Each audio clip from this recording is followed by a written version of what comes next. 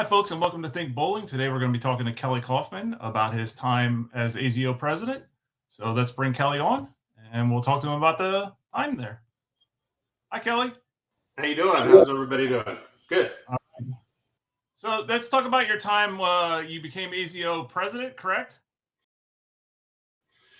Yeah, it was shortly after I left the PBA tour. 1999 was the last year I bowled on tour. I moved out to from Kansas out to California, worked for a bowling supply company for about 8 months, and then a friend of mine who actually was a pro shop owner told me about this company that one of these makeshift pro shop guys was working with a company called Burton Corporation, which they were making bowling balls. And, the guy was struggling, didn't know what to do. So introduced me, and the guy brought me as president of AZO Bowling Balls. And, at the time he said, look, you know what? This is back in 1990 and, I'm sorry, 92, was it, I'm trying to remember what year it was now. That's how old I am. So, but shortly after I moved out here, he decided that he was going to give me like 3 months to see what I could do with AZO bowling balls, and obviously it lasted more than 3 months. Yeah.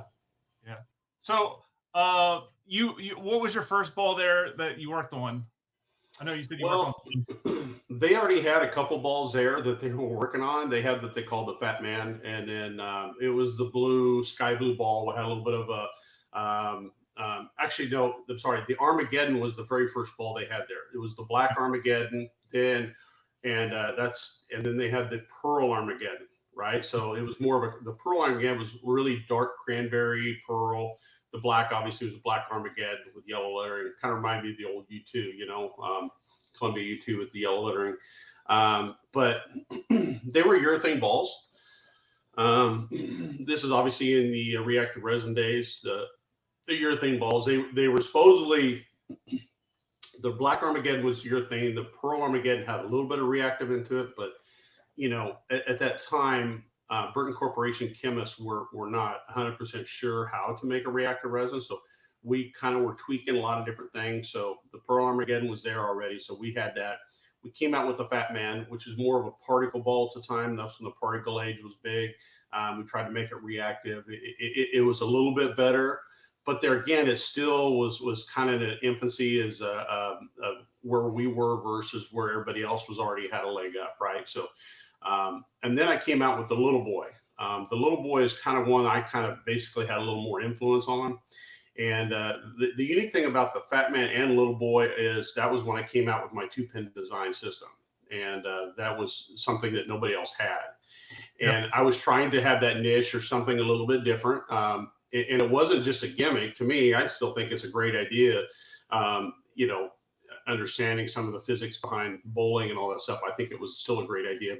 But the Little Boy we came out with that was red pearl, and did very well. I actually wound up shooting, just in league play. Obviously, it's league play, but shot several 300s and a few 800s, and done very well with it. But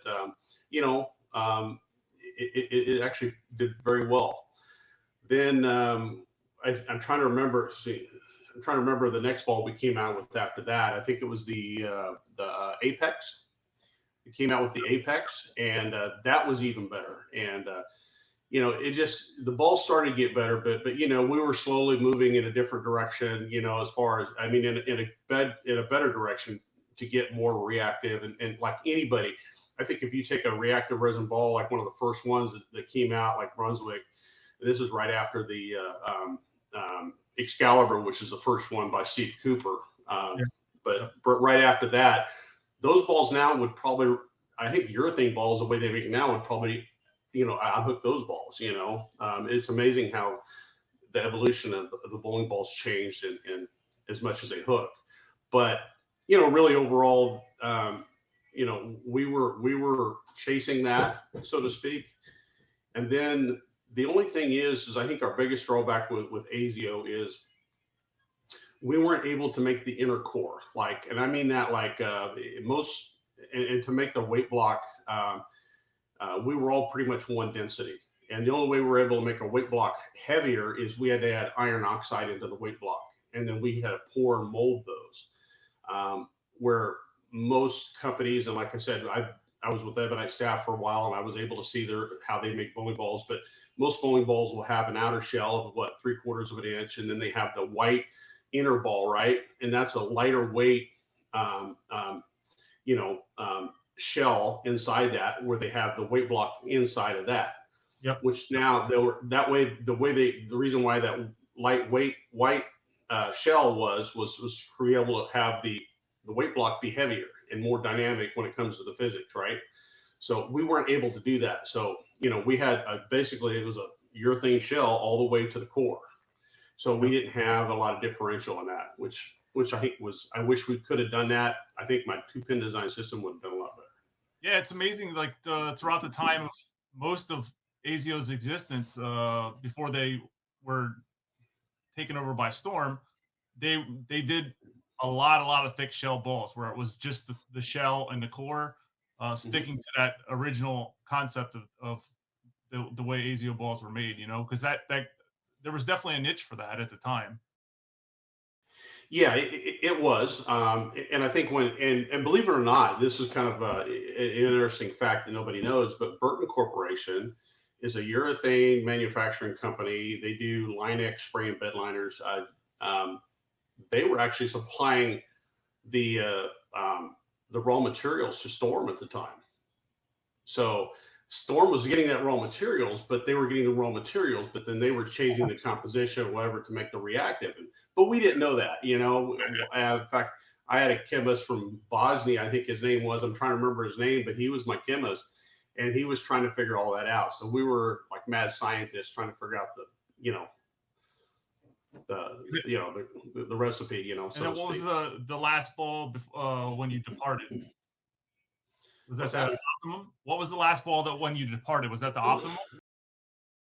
Yeah, the optimum was something that this is kind of where I was started to part ways with AZO, and I wouldn't say we parted ways on good terms. I hate to say that, and try to be as benign as I can about that. There was another guy that for us to sell bowling balls is the best way for us to sell them is try to find somewhere where we can sell them overseas, right? Because overseas is a big market.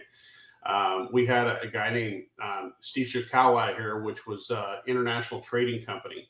And then I had another guy, Steve Toyama, that I brought in that he knew him. And then they created the optimum, for that market. Steve Toyama, international trading. We wound up selling balls to overseas. We're selling 800 balls a month. Doesn't seem like a lot, but honestly, when you're only talking about me and 2 other guys making bowling balls, it's pretty well. Yeah. At that time, I think we were selling for $60 each one. So, we're making a decent amount of money. But, JB Burton, the actual owner of the company, financial owner, so to speak, wound up not getting the money, getting paid from the overseas people. I didn't handle the financial part of it, but that's kind of where we parted ways. And so I wound up leaving there. And then at that time, Steve Shikawa, the international trading guy, wound up facilitating. I don't know if he had anything to do with it because I was already gone, but then that's when Lane Master took over at that time. Okay. Well, that's interesting. I mean, I just wanted, I saw, I might be able to find it somewhere that I have the article where it listed you as becoming the president of AZO. And that's why I reached out to you, because I was always curious as to how that came about and when you left, because I mean, like companies have bring people in, but they never tell when people have left. So I didn't know how long you were actually there. It was one of those things, Yeah, I was there probably almost 2 years with the company, roughly. And then I think it was like I think I came out here in '99, right? So it was like almost 2001 when and I hate to bring up these bad memories, but when was was it 2001 9/11 happened, right? Yeah. That was September 11th.